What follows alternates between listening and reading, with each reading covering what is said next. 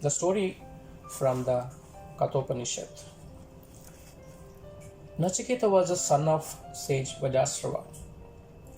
He is a child protagonist in an ancient story about the nature of the soul and power of spiritual.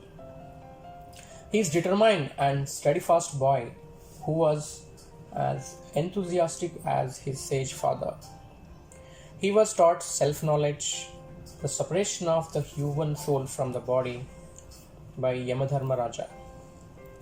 We all know Yamadharma Raja as a god of death. Nachiketa is noted for his rejection of material desires which are temporary and for his single-minded pursuit of path of realizing salvation, which is emancipation of soul from the rebirth. We also call as moksha. Once Vajasrava was desiring a gift from gods, started an offering to donate all his possession, which is called as Sarva Dikshana. But Nachiketa, his son, noticed that Vajasrava was donating only the cows that were old, barren, blind, or lame, not such as might by the worshipper a place in heaven. Nachiketa, wanting the best for his father's right, asked, I too am yours. To which god you will offer me?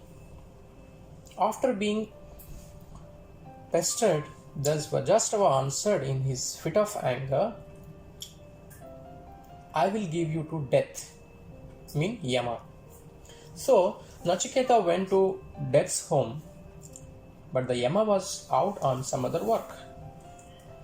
So he waited 3 days over there without any food or water. When Yama returned, he was sorry to see that the guest had been waiting so long without food and water. In our culture, guests are believed to be equal to God, and causing trouble to God is a great sin. To compensate his mistake, Yama told Nachiketa, You have waited in my house for 3 days without hospitality. You asked 3 boons from me. Nachiketa first asked for the peace for his father and himself. Yama agreed.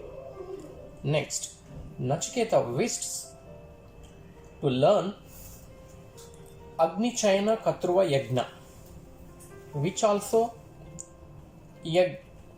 Yama elaborated. For his third boon, Nachiketa wanted to learn the mystery of what comes after death. Yama was reluctant on this question. He said that this had been a mystery even to gods.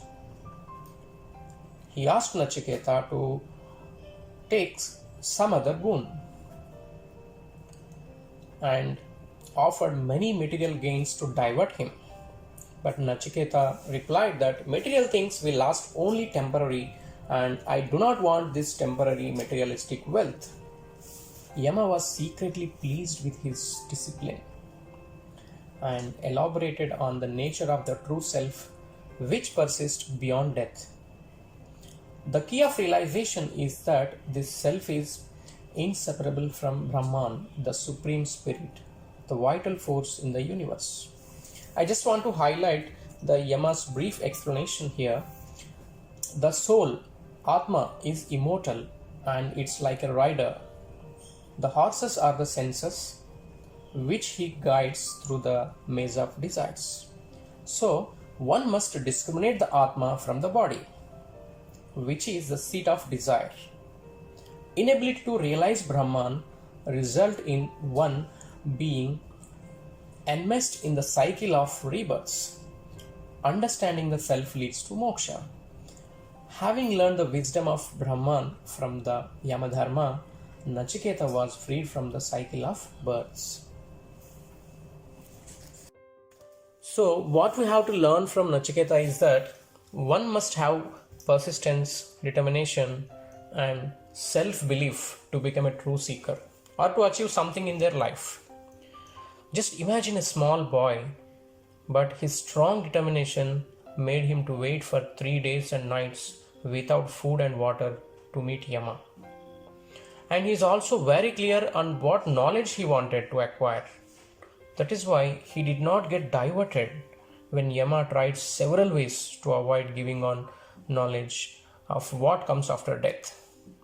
But at the end, Yama had to fulfill the third boon as Nachiketa asked.